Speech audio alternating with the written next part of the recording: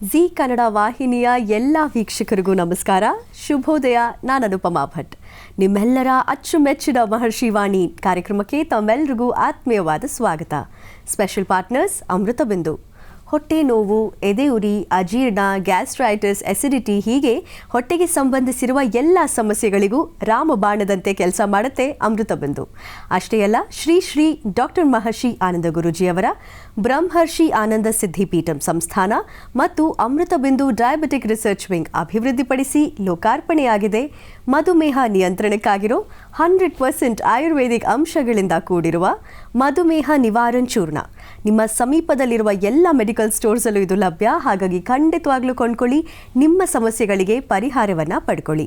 ಹಾಗೂ AB properties, Tumakuru ರಸ್ತೆ, ನೆಲಮಂಗಲ ಹತ್ತಿರ 20-30 ನಿವೇಶನ ಖರೀದಿಸಿ ಕೇವಲ 4 ಲಕ್ಷ ರೂಪಾಯಿಗಳಿಗೆ. ಸ್ಪಾಟ್ ಬುಕ್ಕಿಂಗ್ ಮಾಡಿದಲ್ಲಿ ರಿಜಿಸ್ಟ್ರೇಷನ್ ಚಾರ್ಜಸ್ ಕೂಡ ಉಚಿತ. ಹಿಂದೆ ಸಂಪರ್ಕಿಸಿ AB ಪ್ರಾಪರ್ಟೀಸ್. ಹಾಗೂ ಆರತಿ ಸ್ಕ್ಯಾನ್ಸ್ ಆ್ಯಂಡ್ ಲ್ಯಾಬ್ಸ್, ಅತ್ಯುತ್ತಮ ಗುಣಮಟ್ಟದ ಸ್ಕ್ಯಾನಿಂಗ್ ಹಾಗೂ ಲ್ಯಾಬೊರೇಟರಿ ಸರ್ವಿಸ್ಗಾಗಿ ಖಂಡಿತವಾಗ್ಲೂ ಸಂಪರ್ಕಿಸಿ ಆರತಿ ಸ್ಕ್ಯಾನ್ಸ್ ಆ್ಯಂಡ್ ಲ್ಯಾಬ್ಸ್. ವೀಕ್ಷಕರೇ, ಇಂದು ಫೆಬ್ರವರಿ 15ನೇ ತಾರೀಕು ಶುಭ ಶನಿವಾರದ ವಿಶೇಷ ಮಹರ್ಷಿ ವಾಣಿ ಕಾರ್ಯಕ್ರಮ ಇದು. ಇಂದಿನ ಸಂಚಿಕೆಯಲ್ಲಿ ಡಾಕ್ಟರ್ ಮಹರ್ಷಿ ಆನಂದ ಗುರೂಜಿಯವರ ನೇತೃತ್ವದಲ್ಲಿ ನಡೆದ ಜಾತ್ರಾ ಮಹೋತ್ಸವವೊಂದನ್ನು ನೋಡೋಣ. ಬೆಳಗಾವಿ ಜಿಲ್ಲೆಯ ಬೈಲುಹೊಂಗಲದಲ್ಲಿ ಶ್ರೀ ಮಾತಾ ದುರ್ಗಾ ಪರಮೇಶ್ವರಿಯ ಜಾತ್ರಾ ಮಹೋತ್ಸವ ಬಹಳ ಅದ್ಧೂರಿಯಾಗಿ ನಡೆಯಿತು. ಈ ಸಾನ್ನಿಧ್ಯದಲ್ಲಿ ಯಾವುದೇ ಕಾರ್ಯಕ್ರಮ ಆಗಲಿ, ಪೂಜೆ, ಉತ್ಸವಗಳಿಗೆ ಗುರೂಜಿಯವರು ಭೇಟಿ ಕೊಡ್ತಾರೆ. ಈ ಜಾತ್ರಾ ಮಹೋತ್ಸವದಲ್ಲಿ ಮೊದಲಿಗೆ ಹೋಮ ಕಾರ್ಯಕ್ಕೆ, ಪೂಜೆಗೆ ಸಿದ್ಧತೆಯನ್ನು ಮಾಡಲಾಗಿತ್ತು. ಅದಾದಮೇಲೆ ಗುರೂಜಿಯವ್ರನ್ನ ಬಹಳ ಆತ್ಮೀಯವಾಗಿ ಸ್ವಾಗತಿಸಲಾಯಿತು. ಗುರೂಜಿಯವರು ದುರ್ಗಾ ದೇಗುಲಕ್ಕೆ ಭೇಟಿ ಕೊಟ್ಟು ಅಲ್ಲಿ ಪೂಜೆಯನ್ನು ಕೂಡ ಸಲ್ಲಿಸಿದ್ರು. ಬನ್ನಿ, ದುರ್ಗಾ ಪರಮೇಶ್ವರಿಯ ಸಾನ್ನಿಧ್ಯಕ್ಕೆ ನಾವು ಹೋಗೋಣ.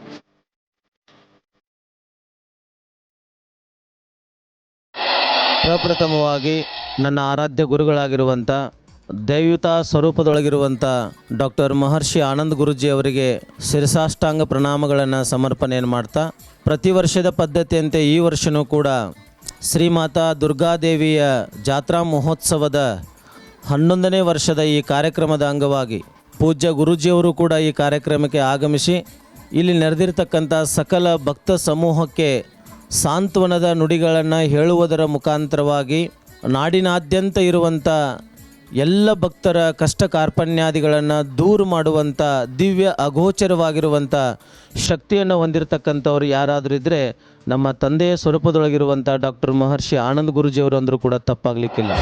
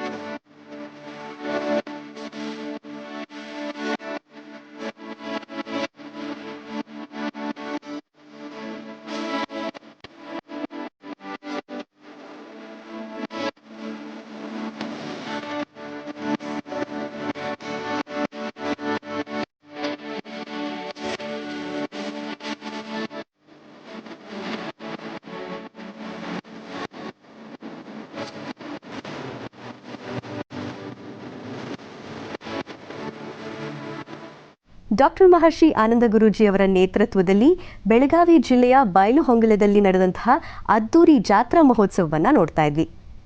ಶ್ರೀ ಮಾತಾ ದುರ್ಗಾ ಪರಮೇಶ್ವರಿಯ ಜಾತ್ರಾ ಮಹೋತ್ಸವದಲ್ಲಿ ಗುರೂಜಿಯವರು ಚಂಡಿಯಾಗದಲ್ಲಿ ಪಾಲ್ಗೊಂಡ ನಂತರ ತಾಯಿ ಚೌಡೇಶ್ವರಿಯ ನೂತನ ವಿಗ್ರಹಕ್ಕೆ ಅಭಿಷೇಕವನ್ನು ಸಲ್ಲಿಸಿದ್ರು. ಬನ್ನಿ, ಅಮ್ಮನವರಿಗೆ ಸಲ್ಲಿಸಿದ ಅಭಿಷೇಕವನ್ನು ನಾವು ಕಣ್ತುಂಬಿಕೊಳ್ಳೋಣ.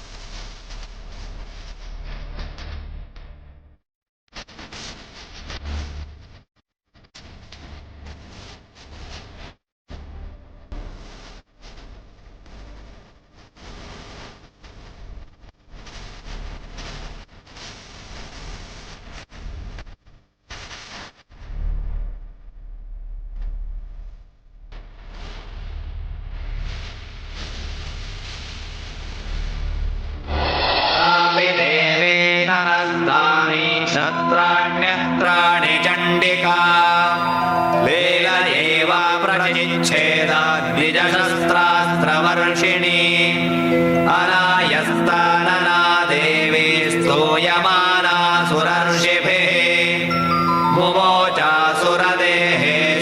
शस्त्राण्यस्त्राणिकेश्वरी सोऽपि क्रुद्धोद्धुतसटो देव्या वाहनकेसरी चचारासुरसैन्येषु वनेष्विव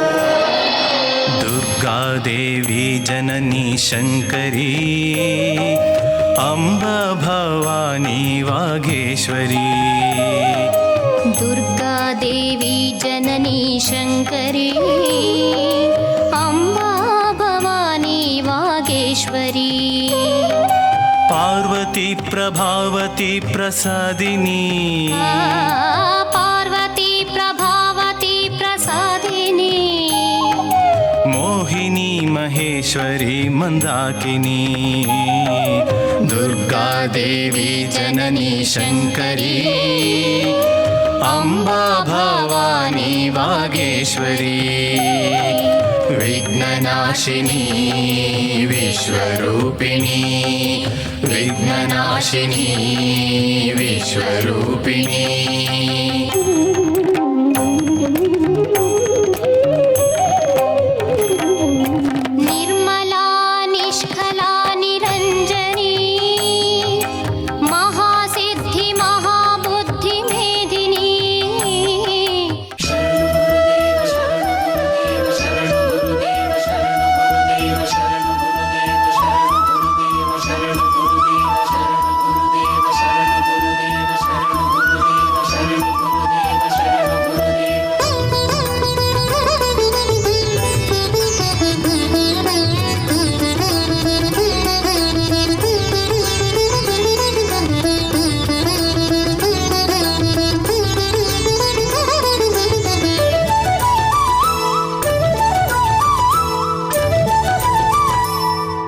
ಸ್ವರದಲ್ಲಿ ಸಂಕಷ್ಟ ತಿಳಿದು ನೋಟದಲ್ಲಿ ನೋವುಗಳ ಅಳೆದು ಶುಭ ತರುವ ಆನಂದ ಗುರುವೇ ಶ್ರೀಚರಣಕ್ಕೆ ಶಿರವ ಮಣಿವೆ ಹಸ್ತದಲ್ಲಿ ಭವಿಷ್ಯ ನುಡಿದ ವನಸಿರಿಯ ಸೌಭಾಗ್ಯ ಸುರಿದ ಬ್ರಹ್ಮರ್ಷಿಯಾನಂದ ಸಿದ್ಧಪೀಠದ ಶ್ರೀ ಗುರುವೇ ನಾ ಶಿರವ ಮಣಿವೆ. ಶರಣು ಗುರುದೇವ, ಶರಣು ಗುರುದೇವ, ಶರಣು ಗುರುದೇವ, ಶರಣು ಗುರುದೇವ.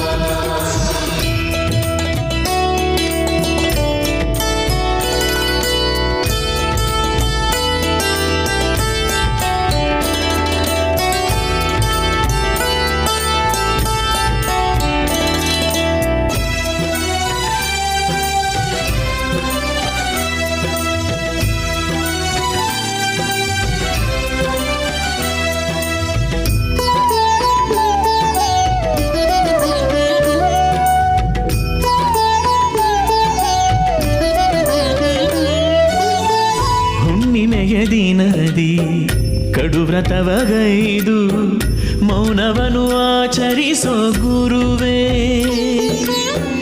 ಶಶಿಕಿರಣ ಬೆಳಕಲಿ ಕಾಡಿಗೆಯ ಮಾಡಿ ಭಕ್ತರನ್ನು ಕಾಪಾಡೋ ಪ್ರಭುವೇ. ಹುಣ್ಣಿಮೆಯ ದಿನದಿ ಕಡು ವ್ರತವಗೈದು ಮೌನವನು ಆಚರಿಸೋ ಗುರುವೇ. ಶಶಿಕಿರಣ ಬೆಳಕಲಿ ಕಾಡಿಗೆಯ ಮಾಡಿ ಭಕ್ತರನ್ನು ಕಾಪಾಡೋ ಪ್ರಭುವೇ. ಜಗದ ಬಂಧು ನೀವು, ಸಿದ್ಧಿಯ ಪುರುಷರು ನೀವು, ನಿಮ್ಮನ್ನು ಮರೆಯುವ ನಾವು. ಬಳೆಯ ಸಿದ್ಧಿಯ ಮಾಡಿ ನೀಡಿ ಸೌಭಾಗ್ಯ ತರುವಂತ ವಿಭುವೇ. ಸ್ವರದಲ್ಲಿ ಸಂಕಷ್ಟ ತಿಳಿದು ನೋಟದಲ್ಲಿ ನೋವುಗಳ ಅಳೆದು ಶುಭ ತರುವ ಆನಂದ ಗುರುವೇ. ಶ್ರೀಚರಣಕ್ಕೆ ಶಿರವ ಮಣಿವೆ. ಶರಣು ಗುರುದೇವ, ಶರಣು ಗುರುದೇವ, ಶರಣು ಗುರುದೇವ. ಮಹರ್ಷಿ ವಾಣಿ ಖ್ಯಾತಿಯ ಡಾಕ್ಟರ್ ಮಹರ್ಷಿ ಆನಂದ ಗುರೂಜಿಯವರಿಗೂ ಕೂಡ ನಾನು ಜಾತ್ರಾ ಕಮಿಟಿ ವತಿಯಿಂದ ಹಾಗೂ ಸಮಸ್ತ ಬೈಲಹೊಂಗಲ ನಾಡಿನ ಪರವಾಗಿ ತುಂಬು ಹೃದಯದ ಸ್ವಾಗತವನ್ನು ಕೋರ್ತಾ ಇದ್ದೇನೆ.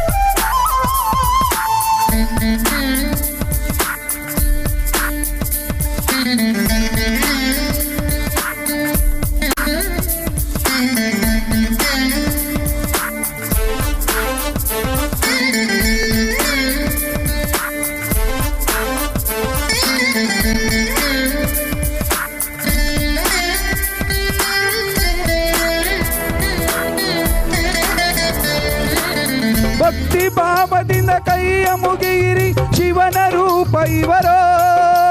ಕೋಲಾರ ಜಿಲ್ಲೆಯ ಚಿಕ್ಕಬಳ್ಳಾಪುರ ನಾಡಿನವರಿವರು. ಮಹರ್ಷಿ ಆನಂದ ಗುರೂಜಿಯವರು, ಮಹರ್ಷಿ ಆನಂದ ಗುರುಗಳು.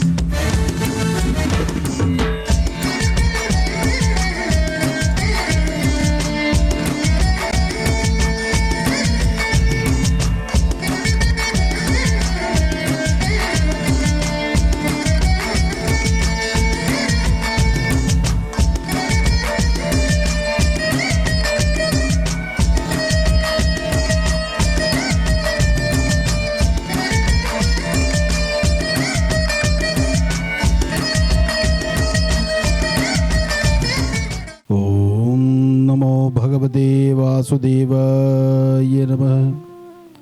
ಸೃಷ್ಟಿಯಲ್ಲಿ ತಂದೆ ತಾಯಿ ಎದುರುಗಡೆ ಇದ್ದರೆ ತಂದೆ ತಾಯಿ ಸದಾಪಾದ ಅವರ ಪಾದಗಳ ಮುಟ್ಟಿ ನಮಸ್ಕಾರ ಮಾಡುವಂತಹ ಒಂದು ಮಹಾಭಾಗ್ಯಕ್ಕಿನ್ನ ಮತ್ತೊಂದು ಭಾಗ್ಯವಿಲ್ಲ.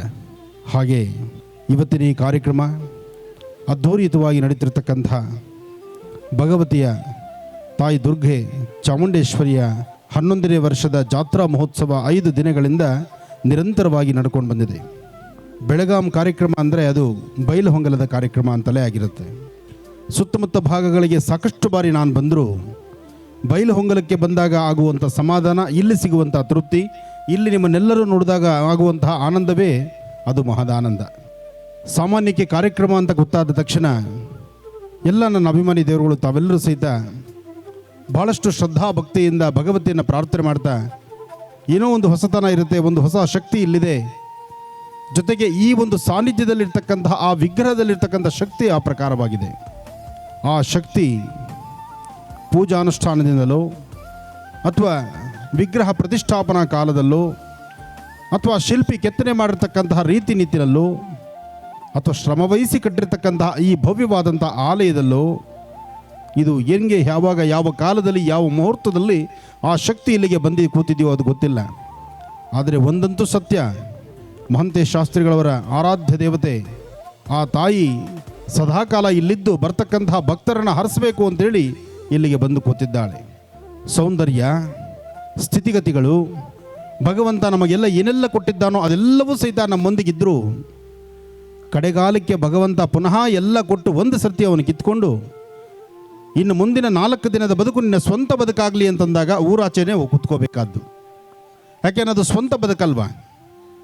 ಅವನು ಕೊಟ್ಟಾಗ ಈ ಸೌಂದರ್ಯ, ಈ ಒಂದು ವರ್ಚಸ್ಸು, ತೇಜಸ್ಸು, ಬೇಕಾದ್ದು ಬೇಡವದ್ದು, ಇದಕ್ಕೆಲ್ಲದಕ್ಕೂ ಒಂದು ಅರ್ಥ ಇದೆ. ಅದೇ ಕೊಟ್ಟದ್ದನ್ನು ಪುನಃ ನನಗೆ ವಾಪಸ್ ಕೊಡು ಅಂತ ಹೇಳಿ ಕೇಳಿದಾಗ ಪುನಃ ಸಿಗುವಂಥದ್ದು ಈ ಸುಂದರವಾದಂಥ ದೇಹವಲ್ಲ, ಇದೊಂದು ನಶ್ವರ ದೇಹ. ದೇಹದ ಮೇಲೆ ಹೊದಿಗೆ ಹೊದ್ದಿರತಕ್ಕಂಥ ವಸ್ತ್ರವೂ ಇಲ್ಲ, ಅಥವಾ ಈ ಸುಂದರವಾದಂತಹ ಈ ಚರ್ಮ ಆಕರ್ಷಣೆ ಮಾಡುವಂತಹ ಈ ಗುಣ, ಈ ಮುಖ, ಈ ಮುಖದ ವರ್ಚಸ್ಸು ಇದು ಯಾವುದೂ ಅಲ್ಲ. ಎಲ್ಲವನ್ನು ಮೀರಿ ನನಗೆ ಇವತ್ತು ಏನೂ ಇಲ್ಲಪ್ಪ ಅಂಥೇಳಿ ನಾವು ಯಾವುದೋ ಒಂದು ಮೂಲೆ ಕೂತಾಗ ಆಗಲೇ ಯಾರೋ ಒಬ್ಬ ಗುರುಗಳಾಗಲಿ ಅಥವಾ ಅವರು ಮಾಡತಕ್ಕಂಥ ದಾನ ಧರ್ಮಗಳು, ಪೂಜೆ ಪುನಸ್ಕಾರಗಳು ಒಂದಿಷ್ಟು ಒಳ್ಳೆಯದು ಎಂಬತಕ್ಕಂಥದ್ದು ಮಾತ್ರ ಬಂದು ಅವನ್ನ ಪುನಃ ಕಾಪಾಡುತ್ತೆ. ತಾಯಿ ಗರ್ಭದಿಂದ ಹೊರಬಂದು ತನ್ನ ನಿತ್ಯ ಕಾಯಕವನ್ನು ಮಾಡಿ ಕೊನೆಗೊಂದು ದಿವಸ ಎಲ್ಲವನ್ನು ಮುಗಿಸಿ ಇನ್ನೂ ಆಸೆ ಎಂಬತಕ್ಕಂಥದ್ದು ಮಹದಾಸೆಯನ್ನು ಇಟ್ಕೊಂಡು ಕಡೆಯ ಯಾತ್ರೆ ಹೊರಡುವ ಕಾಲ ಆದರೂ ಈ ಆಸೆಗೆ ಕೊನೆಯೇ ಇಲ್ಲ. ನೋಡಿ, ನೀವು ಬೇಕಾದರೆ ಹಾಸ್ಪಿಟ್ಲಲ್ಲಿ ಅಡ್ಮಿಟ್ ಆಗಿರ್ತಾರೆ, ಡಾಕ್ಟ್ರು ಫೈನಲ್ ಸ್ಟೇಜ್ ಬರೆದು ಬಿಟ್ಟಿರ್ತಾರೆ, ಇನ್ನೆಲ್ಲ ಒಂದು 2 ಗಂಟೆ 3 ಗಂಟೆ ನಿಮ್ಮ ಕಡೆ ಯಾರನ್ನ ಇದ್ದರೆ ಕರೆದು ಬಿಡಿ ಅಂತ. ಆದರೂ ಹಾಸಿಗೆ ಮೇಲೆ ಮಲಗಿರ್ತಕ್ಕಂತಹ ರೋಗಿಯ ಕಣ್ಗಳಲ್ಲಿ ಒಂದು ಆಸೆ ಇರುತ್ತೆ, ನಾನು ಇನ್ನಷ್ಟು ದಿವಸ ಬದುಕಿ ಇನ್ನಷ್ಟು ಕೆಲಸಗಳನ್ನು ಮಾಡಿ ನನ್ನ ಮಕ್ಕಳನ್ನು, ನನ್ನ ಮೊಮ್ಮಕ್ಕಳನ್ನು ಎಲ್ಲರನ್ನೂ ಇನ್ನೂ ಸ್ವಲ್ಪ ಚೆನ್ನಾಗಿ ನೋಡ್ಕೋಬೇಕು ಅಂತ. ನನ್ನ ಮಕ್ಕಳನ್ನು, ನನ್ನ ಮೊಮ್ಮಕ್ಕಳನ್ನು, ನನ್ನ ಮರಿಮಕ್ಕಳನ್ನು ನೋಡಬೇಕು ಅನ್ನೋ ಆಸೆ ಇದೆಯೇ ವಿನಃ ಭಗವಂತ ನನಗಿಷ್ಟೆಲ್ಲ ಒಂದು ಸಿದ್ಧಿಗಳನ್ನು ಕೊಟ್ಟಿದ್ದಾನೆ, ಇಲ್ಲಿವರೆಗೂ ಇಷ್ಟೆಲ್ಲ ಸುಖ ಸಂತೋಷ ನೋಡಿದ್ದೀವಿ, ಮಾಡಿರುವಂತಹ ಕರ್ಮಫಲದಿಂದ ಇಂಥ ಒಂದು ನೋವನ್ನು ಅನುಭವಿಸ್ತಾ ಇದ್ದೀವಿ, ಈ ಕರ್ಮಫಲ ಆದಷ್ಟು ಬೇಗ ಮುಗಿದು ಈ ದೇಹಕ್ಕೆ ಮುಕ್ತಿ ಸಿಕ್ಕಿ ಇದರಿಂದ ಆತ್ಮ ಹೋಗಿ ಭಗವಂತನ ಪಾದ ಸೇರಲಿ ಅಂತ ನಾವು ಯಾರೂ ಹೇಳೋದಿಲ್ಲ, ಹೇಳಲಿಕ್ಕಾಗೋದಿಲ್ಲ. ಯಾಕೆಂದರೆ ಆ ಕಡೆ ಕ್ಷಣದಲ್ಲೂ ಆಸೆ ಎಂಬತಕ್ಕಂಥದ್ದು ಮಹತ್ತರವಾಗಿ ಬಂದು ಕೂತಿರುತ್ತೆ. ನೋಡಿ, ಒಂದು ವಿಚಾರ ಹೇಳ್ತೇನೆ. ಇವತ್ತು ಇಲ್ಲಿ ಒಂದು ಆಲಯ ಆಗಿದೆ. ಮಹಂತೇಶ್ ಶಾಸ್ತ್ರಿಗಳು ಅವರ ಅಂಗೈಯಗಲ ಗೂಡು ಜಾಗವನ್ನು ಅವರು ಕಟ್ಕೊಳ್ಬೇಕಾಗಿರ್ತಕ್ಕಂಥ ಮನೆ ಜಾಗದ ಪಕ್ಕದಲ್ಲಿ ಒಂದು ದೇವಸ್ಥಾನ ಮಾಡಿದ್ರು. ಸಾರ್ವತ್ರಿಕವಾಗಿ, ಸಾರ್ವಜನಿಕವಾಗಿ ಎಲ್ಲರೂ ಬಂದು ತಾಯಿ ಸೇವೆ ಮಾಡಲಿ ಅಂತಂದರು. ಅಲ್ಲಿವರೆಗೂ ಈ ಸುತ್ತಮುತ್ತ ಪ್ರಾಂತ್ಯಕ್ಕೆ ಬೆಲೆ ಎಷ್ಟಿತ್ತು ಅದು ನನಗೆ ಗೊತ್ತಿಲ್ಲ.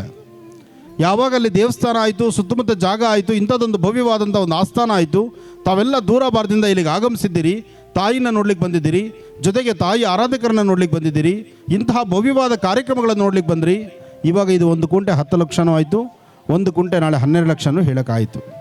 ಅಷ್ಟು ಭೂಮಿನ ನಾವು ತೆಗೆದುಕೊಂಡ್ರು ಈ ಭೂಮಿ ನಮ್ಮದಲ್ಲ. ಅಥವಾ ಈ ಭೂಮಿಗೆ ಬೇಕಾದಷ್ಟು ದುಡ್ಡನ್ನು ನಾವು ಕೊಟ್ಟು ಅವ್ರ ಹತ್ರ, ಮಾಲೀಕರ ಹತ್ರ ತೆಗೆದುಕೊಂಡ್ರು ಆ ದುಡ್ಡಿನ ಸಂಪೂರ್ಣವಾದಂಥ ಸುಖ ಸಂತೋಷವನ್ನು ಅವ್ರನ್ನ ಕಾಣಲಿಕ್ಕೆ ಆಗುವುದಿಲ್ಲ. ಭಗವಂತ ನಿಗದಿಪಡಿಸಿದ್ದಾನೆ, ಈ ಅಂಗೈಯಗಲ ಭೂಮಿಗೆ ಎಷ್ಟು ಮೌಲ್ಯ ಅಂತಕ್ಕಂಥದ್ದನ್ನು ಆತ ಫಿಕ್ಸ್ ಮಾಡಿರ್ತಾನೆ. ಅದಕ್ಕೆ ಮೀರಿ ನಾವು ಕೊಟ್ಟಿದ್ದು ಆಸೆಯಿಂದ ತೊಗೊಳ್ತೀವಿ, ಆಸೆಯಿಂದ ಕೊಡ್ತಾ ಇದ್ದೀವಿ. ನನಗೆ ಈ ಭೂಮಿ ಮೇಲೆ ಆಸೆ, ನಾನು ಎಷ್ಟು ಬೇಕಾದ್ರೂ ಕೊಡ್ತೀನಿ. ಅವರು ಮಾರಾಟದಲ್ಲಿ ಈ ಭೂಮಿ ಮೇಲೆ ಬೆಲೆ ಜಾಸ್ತಿ, ಅವರು ತೆಗೆದುಕೊಳ್ತಾರೆ. ಆದರೆ ತೆಗೆದುಕೊಂಡಂಥ ಮೌಲ್ಯ ಅವ್ರ ಮೈ ಎರಗಲ್ಲ. ಕೊಟ್ಟಂಥದ್ದು ಭೂಮಿಗೆ ಅತಿಯಾದಂಥ ಆಸೆ ನನಗೂ ಸಿಕ್ಕೋದಿಲ್ಲ. ಕೊನೆಗೊಂದು ದಿವಸ ನಾವೆಲ್ಲ ಇಲ್ಲಿ ಬಿಟ್ಟು ನಾವು ಯಾತ್ರೆ ಹೊರಡ್ತೀವಿ. ನನಗೆ ಒಂದು ಸಂತೋಷ ಏನಂದರೆ, ನಮ್ಮ ಅಮರೇಶ್ವರ ಮಹಾಸ್ವಾಮಿಗಳು ಇವರು ಎಲ್ಲಾದರೂ ಒಂದು ಸ್ಪೀಚ್ ಮಾಡಿದ್ರೆ ಆ ಸ್ಪೀಚ್ ಕೇಳೋದು ಭಾಳ ಸಂತೋಷ ನನಗೆ. ಯೋಧರ ಬಗ್ಗೆ, ರೈತರ ಬಗ್ಗೆ ಭಾಳ ಅಚ್ಚುಕಟ್ಟಾಗಿ ಮಾತಾಡ್ತಾರೆ. ಮಾತಾಡೋದಷ್ಟೇ ಅಲ್ಲ, ಇನ್ನು ಈ ದೇಹ ತಿಂದರೆ ಎಷ್ಟು ತಿನ್ಬೋದಪ್ಪ. ನಾನು ಇವರಿಬ್ಬರು ಒಳಗಡೆ ರೂಮಲ್ಲಿ ಕೂತು ಮಾತಾಡ್ಕೊಳ್ತಿದ್ವಿ. ದಿನಕ್ಕೆ 100 ಗ್ರಾಮ್ ಅಕ್ಕಿನ ನಿಮ್ಮ ಬದುಕು ಒಂದೇ. ಆ 100 ಗ್ರಾಮಲ್ಲಿ ಬೇಯುವಾಗ ಅರ್ಧ, ಚೆಲ್ಲುವಾಗ ಅರ್ಧ, ತಿನ್ನುವಾಗ ಅರ್ಧ, ಪಕ್ಷಿ ಪ್ರಾಣಿಗಳಿಗೆ ಅರ್ಧ ಎಲ್ಲ ಹೋಗಿ ಬಹುಶಃ ಒಂದು 50 ಗ್ರಾಮ್ ಅಷ್ಟು ತಿನ್ಬೋದೇನೋ.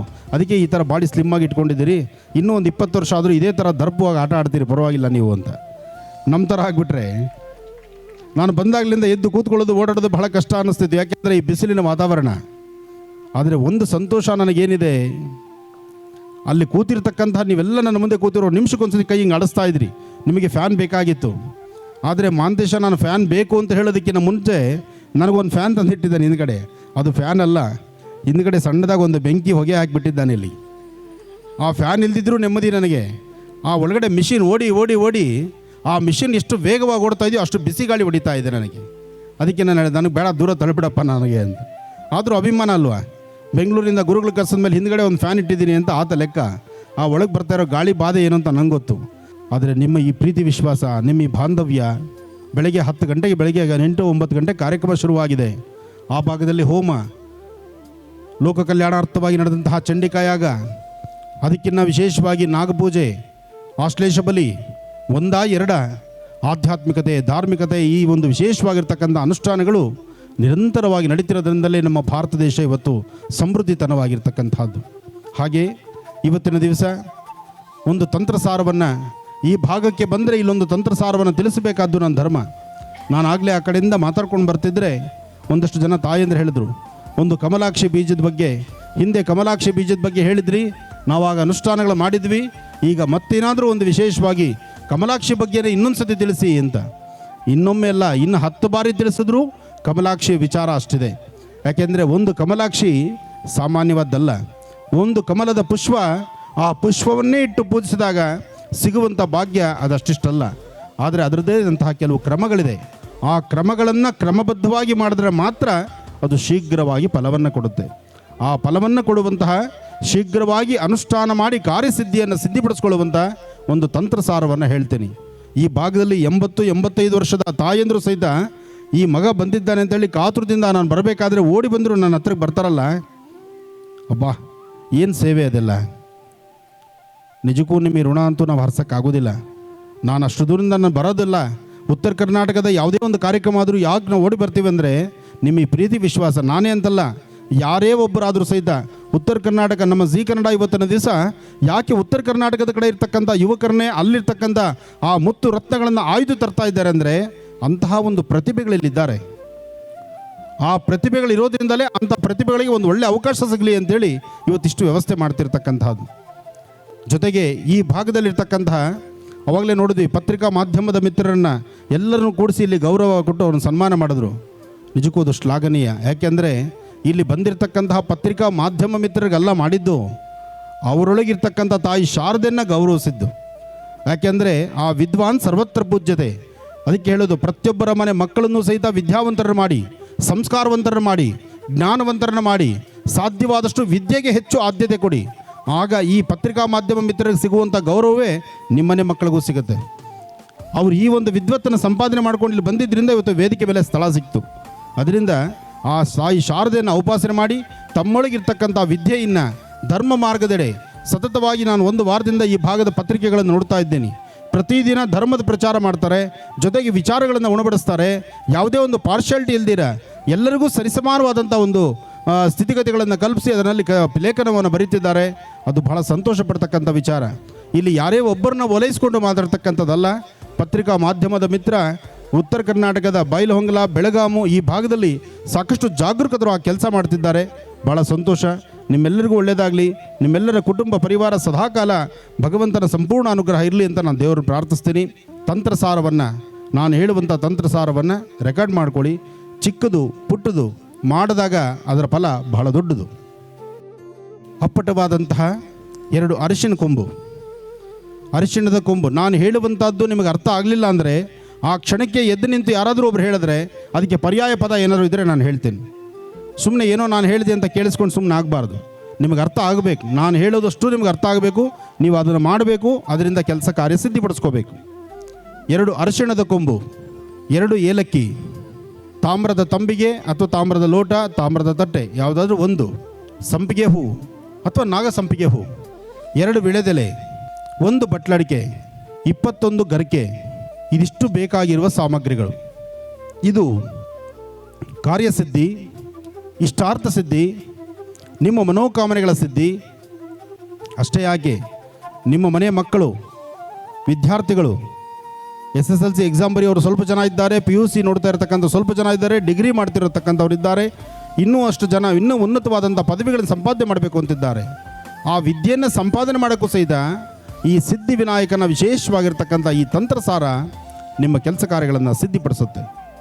ಆದರೆ ಸಿದ್ಧಿಪಡಿಸಬೇಕಾದ್ರೆ ನೀವು ಮಾಡಬೇಕಾಗಿರ್ತಕ್ಕಂಥದ್ದು, ಮೊದಲು ಪೂರ್ವಾಭಿಮುಖವಾಗಿ ಕೂತ್ಕೊಳ್ಳಿ.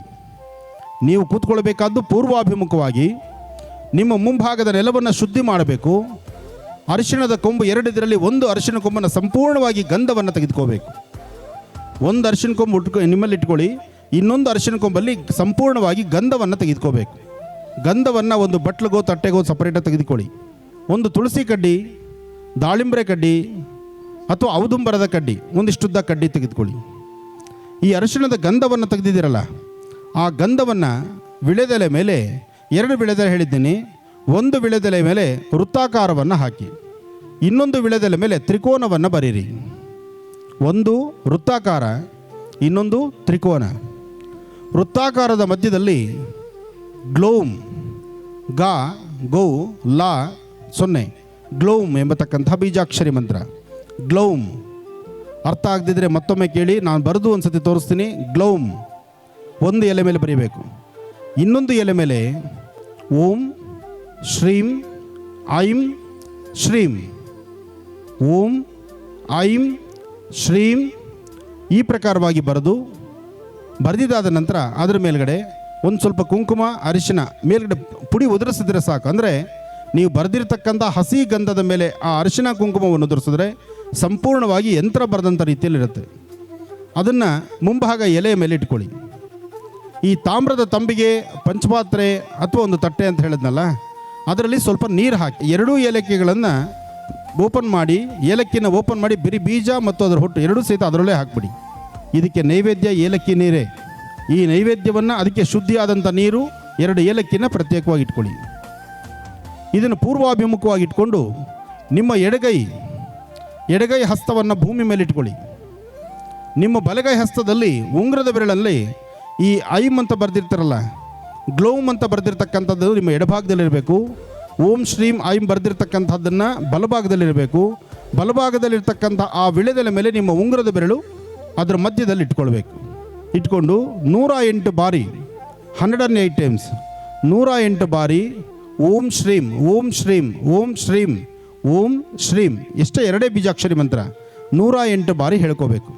ಇದಾದ ನಂತರ ಆ ಏಲಕ್ಕಿ ನೀರನ್ನು ನೈವೇದ್ಯ ಕೊಡಬೇಕು.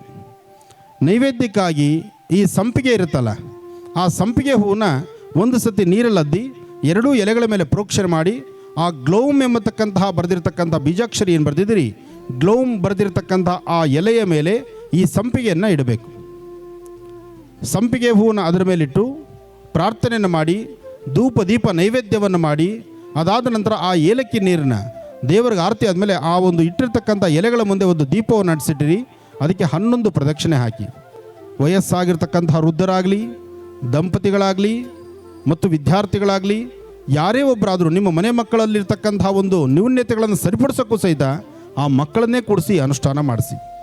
11 ಪ್ರದಕ್ಷಿಣೆ ಆದಮೇಲೆ ಒಂದು ಸಾಷ್ಟಾಂಗ ನಮಸ್ಕಾರ ಮಾಡಿಸಿ, ಅವತ್ತಿನ ದಿವಸ ಸಾಧ್ಯವಾದಷ್ಟು ಬೆಳಗ್ಗೆ, ಮಧ್ಯಾಹ್ನ, ಸಾಯಂಕಾಲ ದ್ವಿಕಾಲ ಅಥವಾ ತ್ರಿಕಾಲ ಅನುಷ್ಠಾನಗಳನ್ನು ಆ ದೀಪ ಎಣಿಸಿ ಅದಕ್ಕೊಂದು ನಮಸ್ಕಾರ ಮಾಡೋದು ಸಾಕು. ಸಂಜೆವರೆಗೂ ಆ ಜಾಗವನ್ನು ಕದಲಿಸಬೇಡಿ. ಸಂಜೆ ಮೇಲೆ ಪುನಃ ಪೂಜೆ ಮಾಡಿ 2 ಎಲೆಗಳನ್ನು ಒಂದು ತಟ್ಟೆನಲ್ಲಿ ಅಕ್ಕಿ ಹಾಕಿ, ಅಕ್ಕಿ ಮೇಲೆ 2 ಎಲೆಗಳನ್ನಿಟ್ಟು ಪುನಃ ಧೂಪ ದೀಪ ನೈವೇದ್ಯ ಮಾಡಿ, ಯಾರು ಮನೇಲಿ ಅದನ್ನು ಪೂಜೆ ಮಾಡಿರ್ತಾರೆ ಅವರೇ ಅದನ್ನು ತೆಗೆದುಕೊಂಡು ಹೋಗಿ ಅಶ್ವತ್ಥ ಕಟ್ಟೆ ಹತ್ರ ಇಟ್ಟು ಪ್ರಾರ್ಥನೆ ಮಾಡಿ ಬರಲಿ. ಈ ಏಲಕ್ಕಿ ಹಾಕಿರ್ತಕ್ಕಂಥ ನೀರಿದೆಯಲ್ಲ, ತಾಮ್ರದ ತಂಬಿಗೆ, ತಾಮ್ರದ ಪಾತ್ರೆಯಲ್ಲಿ 2 ಏಲಕ್ಕಿನ ಹಾಕಿ ನೀರು ನೈವೇದ್ಯ ಮಾಡಿರ್ತಿರಲ್ಲ, ಆ ನೀರಿನ ತೀರ್ಥವಾಗಿ ಮನೆ ಮಂದಿ ಎಲ್ಲ ತೆಗೆದುಕೊಳ್ಬೇಕು.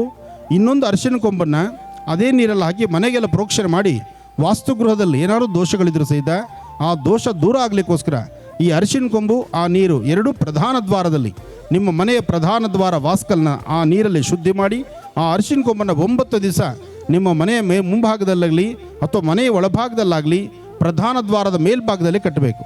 9 ದಿನ ಆದಮೇಲೆ ಆ ಒಂದು ಅರಿಶಿನ ಕೊಂಬನ್ನು ತೆಗೆದು ಎಲ್ಲಾದರೂ ಸ್ವಲ್ಪ ದೂರ ತೆಗೆದುಕೊಂಡು ಹೋಗಿ ಆಚೆ ಇಟ್ಟು ಬರಬೇಕು. ಇಷ್ಟು ಕಾಯಕವನ್ನು ನೀವು ಮಾಡಿದ್ರೆ ಮಕ್ಕಳ ವಿದ್ಯಾಭ್ಯಾಸ, ನಿಮ್ಮಗಳ ಯಶಸ್ಸು, ನೀವು ಅಂದುಕೊಂಡಂಥ ಕೆಲಸ ಕಾರ್ಯಗಳು ಇದೆಲ್ಲವನ್ನು ಸಹಿತ ಸಿದ್ಧಿಪಡಿಸ್ಕೊಳ್ತೀರಿ. ಆದರೆ ಬೀಜಾಕ್ಷರಿ ಮಂತ್ರವನ್ನು 9 ದಿನ ನಿರಂತರವಾಗಿ ಪಠನೆ ಮಾಡಬೇಕು. ಪಠಿಸಿದಾಗ ಮಾತ್ರ ನಿಮ್ಮ ಕೆಲಸ ಕಾರ್ಯ ಸಿದ್ಧಿಯಾಗುವಂಥದ್ದು. ಒಳ್ಳೆಯದಾಗಲಿ, ಶುಭವಾಗಲಿ. ಹಾಗೆ ಯಾರಾದರೂ ಒಂದು 5 ಜನ ತುಂಬ ದಿನಗಳಾಯಿತು ಈ ಥರ ಪ್ರಶ್ನೆಗಳನ್ನು ನಾನು ತೆಗೆದುಕೊಂಡು ನಿಮ್ಮ ಪ್ರಶ್ನೆಗಳಿಗೆ ಉತ್ತರ ಕೊಡುವಂತಹದ್ದು. ಆದರೆ ಈ ಭಾಗದಲ್ಲಿ ಇಷ್ಟು ಬಿಸಿಲಲ್ಲೂ ಸಹಿತ ಅಭಿಮಾನಿಗಳು ನನ್ನ ಮುಂದೆ ಹಿಂಗೆ ಕೂತಿರೋದ್ರಿಂದ ನಿಮ್ಮ 5 ಜನದ ಪ್ರಶ್ನೆಗೆ ನಾನು ಉತ್ತರಿಸ್ತೀನಿ. ನಿಮ್ಮ ಪ್ರಶ್ನೆ ಸಾಧ್ಯವಾದಷ್ಟು ಸಾರ್ವತ್ರಿಕವಾಗಿರ್ತಕ್ಕಂಥದ್ದಿರಲಿ, ಎಲ್ಲರಿಗೂ ಅನ್ವಯಿಸುವಂಥ ಪ್ರಶ್ನೆ ಅದಾಗಿರಲಿ.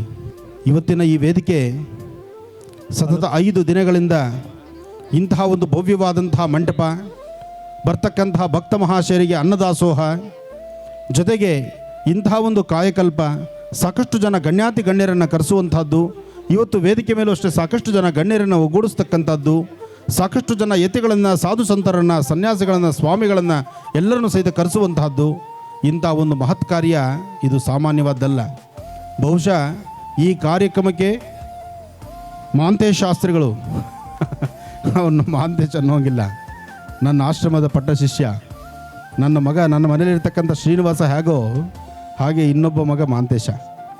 ಹಾಗೆ ಈ ಭಾಗದಲ್ಲಿ ಇಷ್ಟು ಅಚ್ಚುಕಟ್ಟಾಗಿ ಇಂತಹ ಒಂದು ಸೇವೆಯನ್ನು ಮಾಡ್ತಾ ನಿಮ್ಮಗಳೆಲ್ಲರ ಮನಸ್ಸನ್ನು ಗೆದ್ದು ಮುಂಬರ್ತಕ್ಕಂಥ ದಿನದಲ್ಲಿ ಇನ್ನೊಂದು ಹೆಜ್ಜೆ ಮುಂದಿಡ್ತಿದ್ದಾನೆ.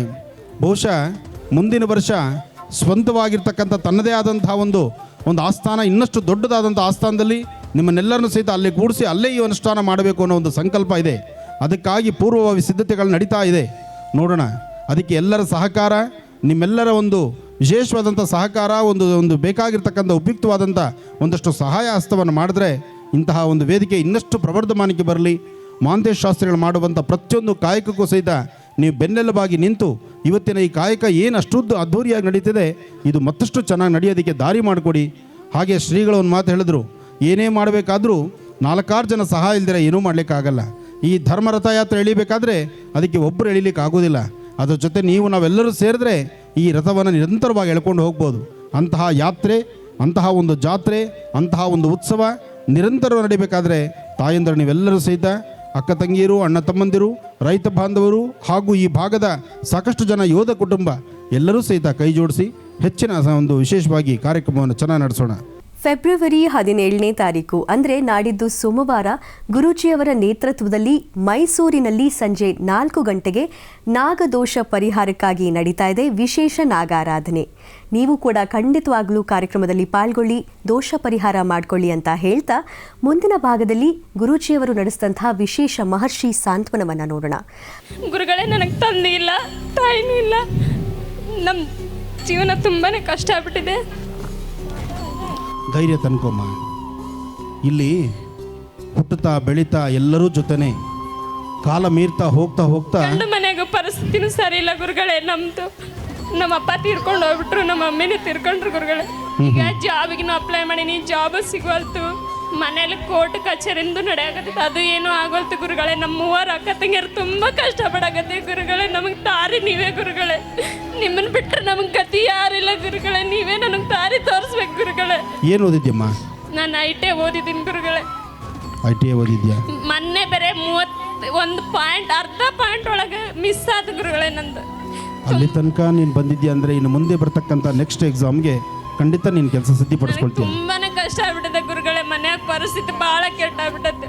ನಾನು ಹೇಳ್ತಾ ಇದ್ದೀನಿ ಗುರುಗಳೇ, ಅಂಗಡಿಯಲ್ಲಿ ಕಳ್ತನ ಮಾಡಿಬಿಟ್ರು ಗುರುಗಳೇ. ಈಗ ಜೀವನ ನಡೆಯೋದು ತುಂಬಾನೇ ಕಷ್ಟ ಆಗ್ಬಿಟ್ಟದೆ ಗುರುಗಳೇ.